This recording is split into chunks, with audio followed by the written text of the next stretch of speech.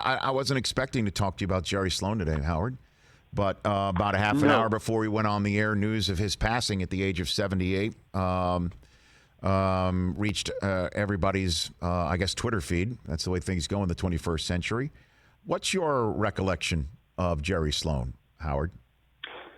Yeah, not a lot of personal interactions with him. I started covering the Lakers in the 97-98 season, and that season for the Lakers ended with the Jazz sweeping them.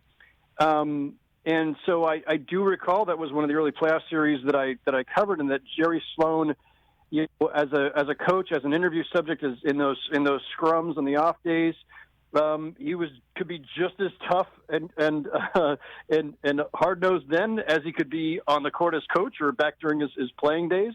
Fortunately, we didn't have to take an elbow from him or anything, but you know, he was just a classic old school NBA coach who.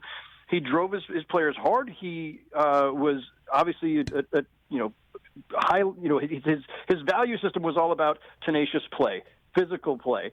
And when you played the Jazz, you know, any opponent, they would always come away feeling like we just went through like a 2-hour wrestling match, and they'd complain about it and say, oh, they're always trying to force the refs to have to do something, and they play a certain way. But that was all an extension of Jerry Sloan, and you could say that that's partially about Malone and Stockton too, and that's certainly the case. But I think about those teams, it's in the same way that we think about you can't separate Jordan and Pippen from Phil Jackson, that Malone and Stockton, it should be Malone and Stockton and Sloan, that I think those three men, their mentalities, their styles, their approach to the game meshed perfectly, and that was what created the personality of those Jazz teams that were in the playoffs, you know, for, you know, whatever, I think 15 straight years under Sloan. Yes. And, you know, he had this, the basic thing with him was this.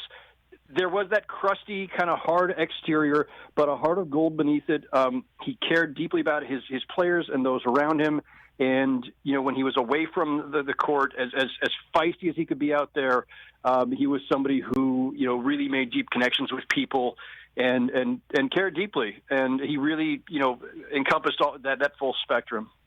You know, and we got a little glimpse of the old school nature of Jerry Sloan in The Last Dance just this past weekend when the Jazz were prominently featured because those were the last two championships of the Jordan era were at the expense of Jerry Sloan's Utah Jazz with the Mailman and Stockton and the rest, you know, et al., where he reacted with surprise at the low total of points, what was it, 54, 56 that they had in an actual NBA Finals game, kind of using this, one would assume, as a way to tweak his team through the press, or he legitimately just was so focused on the X's and O's in each possession he didn't notice the score, which is kind of a surprise.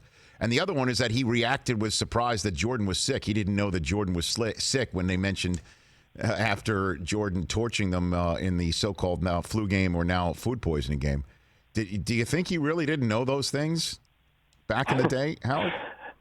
Rich, I mean, other people know him better than I do, so I don't want to presume too much. I would just say my impression of him back then, you know, covering him as a you know, beat writer for the opposing team and being in press conferences at times with him, and then seeing some of that footage again in The Last Dance, I always took that as he's got this very subtle, wry sense of humor, and he likes to deadpan things. You know, Rick Carlisle does that a lot too, where you're kind of not sure, is he messing with me? Did he really not know that? Is he trying to mock my what's going on? And Sloan had that about him too. And so I like I said, I'm not going to claim for certain that I know this, right? But especially with the 54 points, how does he not know that? He's not clueless. He's not, you know. That to me was his kind of wry sense of humor. Like, oh, gee, you know, that bad, really?